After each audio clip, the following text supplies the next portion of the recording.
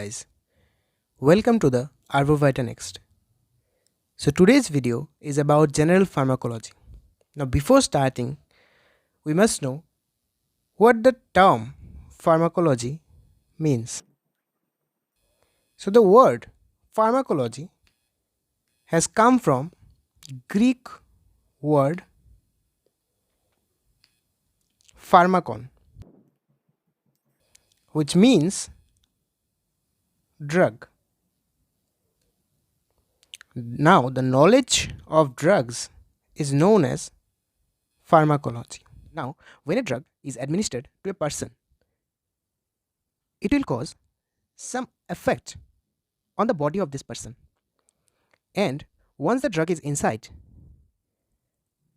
the body will exert some actions to the drug, which will eventually change the form of the drug and enhance its action. Now, we have two terms defining these phenomena. When a drug affects the body of the patient, this term is known as pharmacodynamics. And when inside the body the drug is affected by the body, it is known as pharmacokinetics.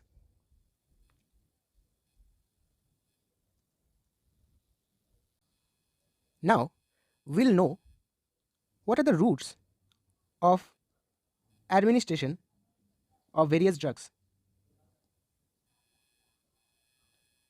Now a drug can be administered into someone's body by various routes. We divide them as local and systemic routes. The local routes are further divided into topical, intra-articular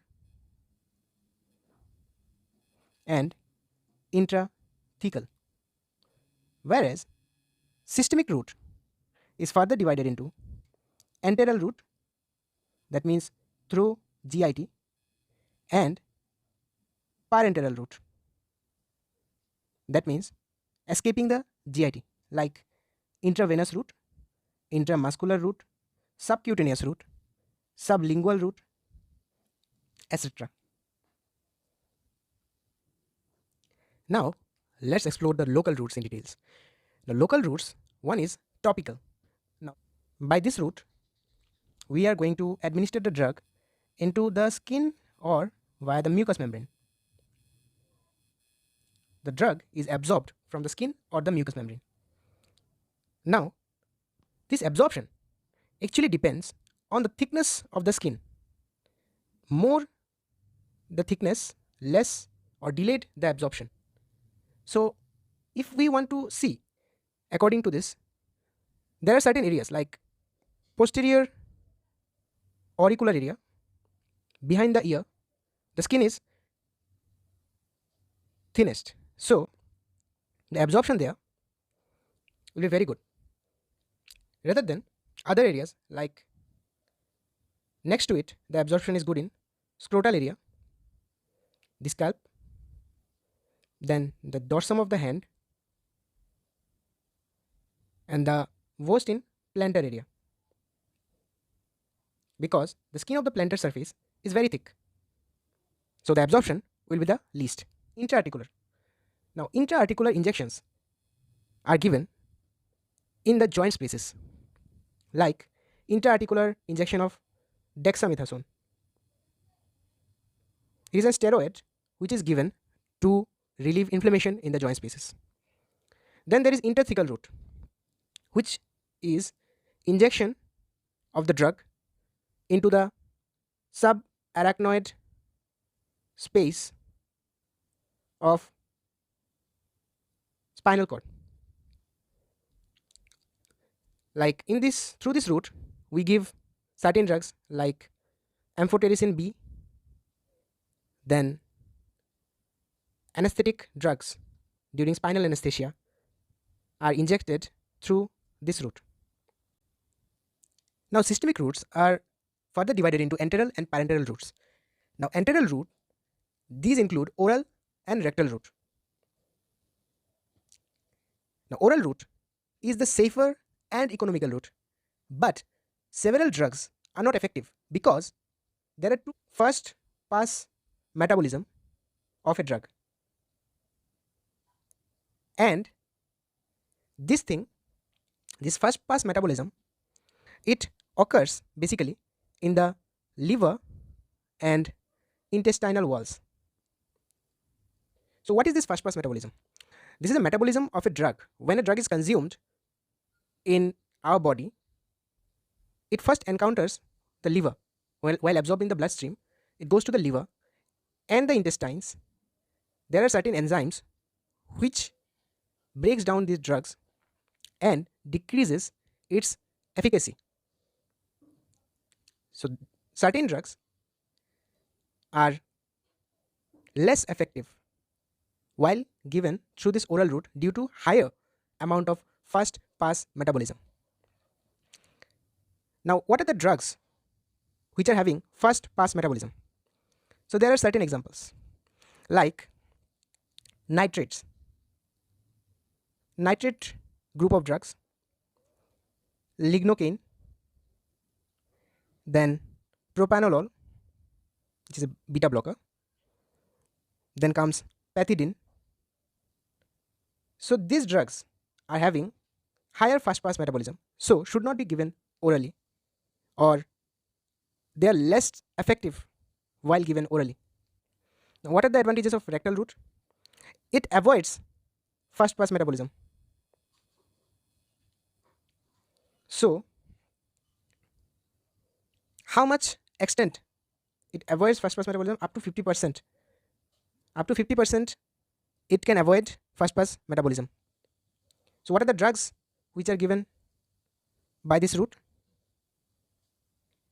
Example is diazepam. This diazepam is given parectally in children for febrile seizures.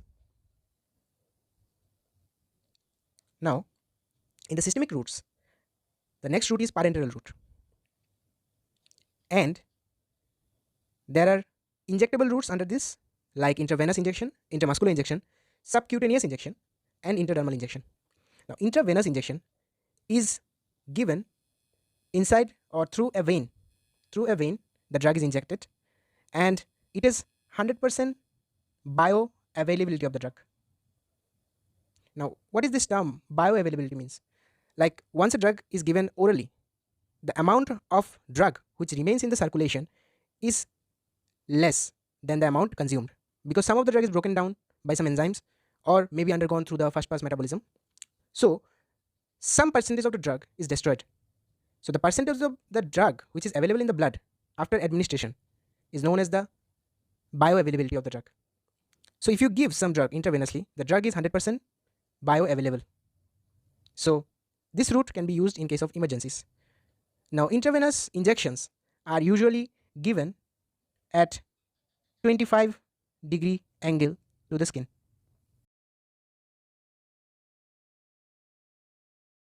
Is intramuscular route. Now, injection is given deep into the muscle at an angle of 90 degree. In this case, suppose this is a muscle, and at the 90-degree angle, the injection is pushed deep inside the muscle. Example is antibiotics like streptomycin, then tetanus toxoid. These are given intramuscularly. Subcutaneous injections can be given by the patient himself.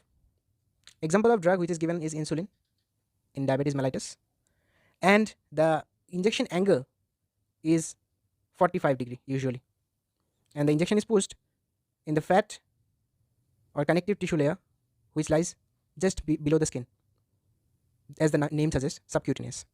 Intradermal injections, they are usually given in according to like 10 to 15-degree angle, and they are deposited the drug, they deposit the drug just below the epidermis of the skin, and a bleb is formed. What is a bleb? It is a skin elevation due to deposition of the drug below the epidermis, and through this route BCG vaccine is given and anti-rabies vaccine also. There is a regimen to be given intradermally. Now, other non-injectable routes are transdermal route, is used for only the drugs which are highly lipid soluble. There are transdermal patches which can be just pasted in the skin and the drug is absorbed through the skin.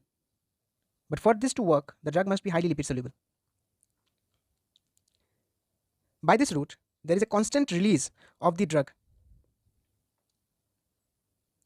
So there is a constant level of drug over the time. And the drugs which are given through this route are nitroglycerin, nicotine, fentanyl, and hyoscine. There are other routes like inhalational route. These are the route by which the rate of drug delivery can be controlled, like IV infusion. The drugs administered by this inhalational route are salbutamol, ipratropium bromide,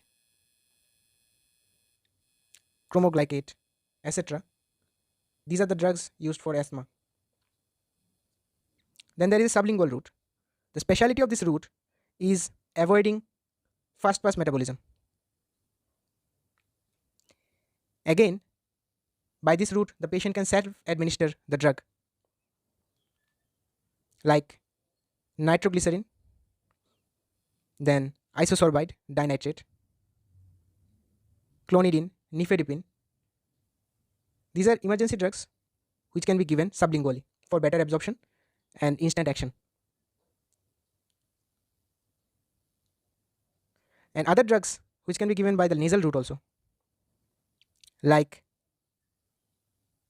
naferelin, which is an GnRH agonist. So some drugs also can be given by nasal route. So that's it for today, guys. Now in the next video we'll be knowing about the various forms of pharmacokinetics and about the pharmacodynamics. Thank you for watching. See you next time.